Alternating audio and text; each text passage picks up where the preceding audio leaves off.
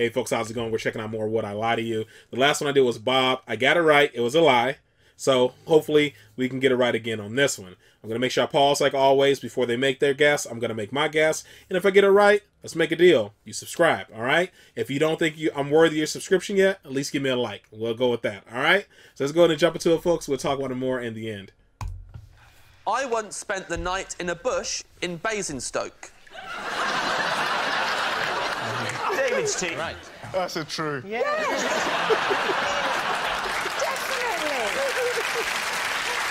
Definitely. Why were you spending the night in a bush in Basingstoke?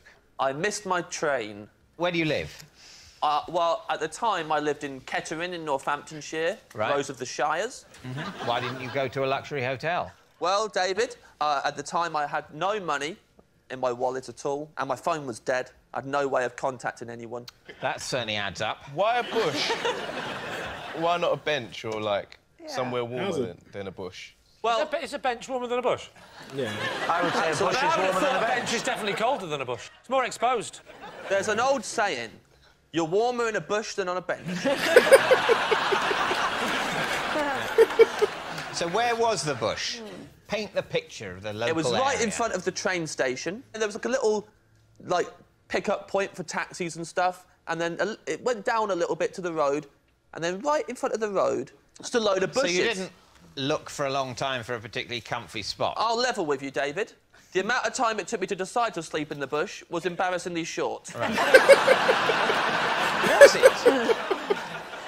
Now, that does surprise me. It was a quick decision. You've missed your train, and you go, right, that's it. And you immediately, like, 14 seconds later, you're snoring. Well, I actually didn't get to sleep. It was scary. I was freezing, actually.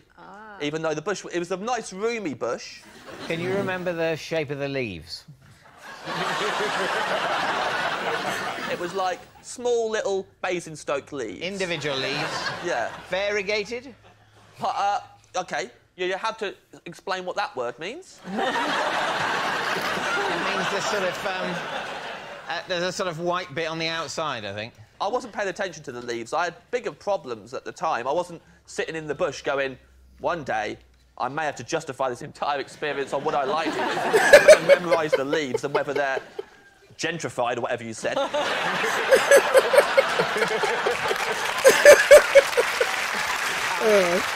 So, James, you've settled down in the bush Yes. and you're lying there, but it's cold. Oh, I'm sitting there. Sitting in the bush? Sitting there, cross-legged and cold. I had a T-shirt on. How are you going to go to sleep sitting? I was scared. So I hadn't really...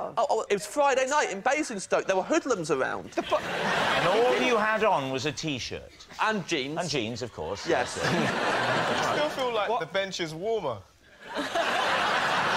He's still on the bench thing. So, did anybody hear you in the bush and come and At investigate? one point they did. At one point some hoodlums stopped outside the bush. They said, you know what we haven't done in a while?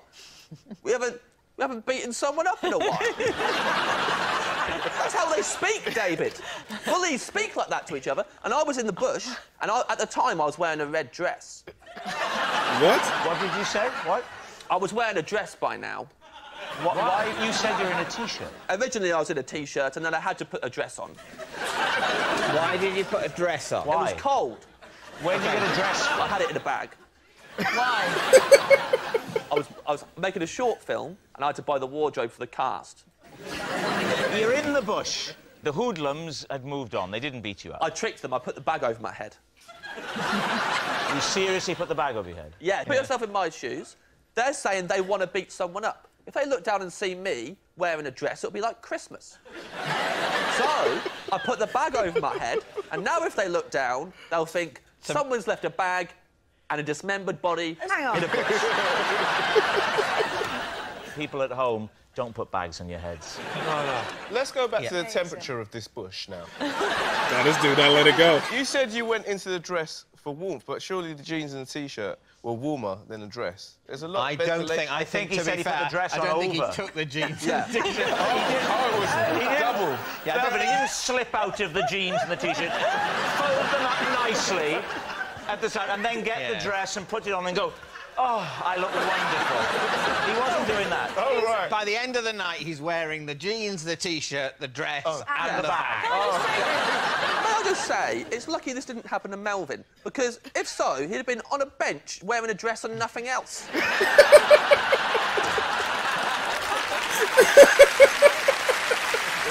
Let's go for a guess. Is he telling the truth, Melvin? All right, I'm gonna go with God bless him, dude. This is hard because he added the dress thing, and I feel like he threw the dress in there just to throw people off to make them think it's a lie. That's what I'm thinking he's doing, but it could be, but it's actually true. I'm gonna go with true. I'm going with true, man. I'm gonna go with true. I think he tried to throw us off with like the dress thing. What do you think? I think, looking at James, I can believe that he could put on a dress with a bag over his jeans and T-shirt, but a man that picks a bush over a bench, I can't trust. So on that basis, it's a lie. Oh.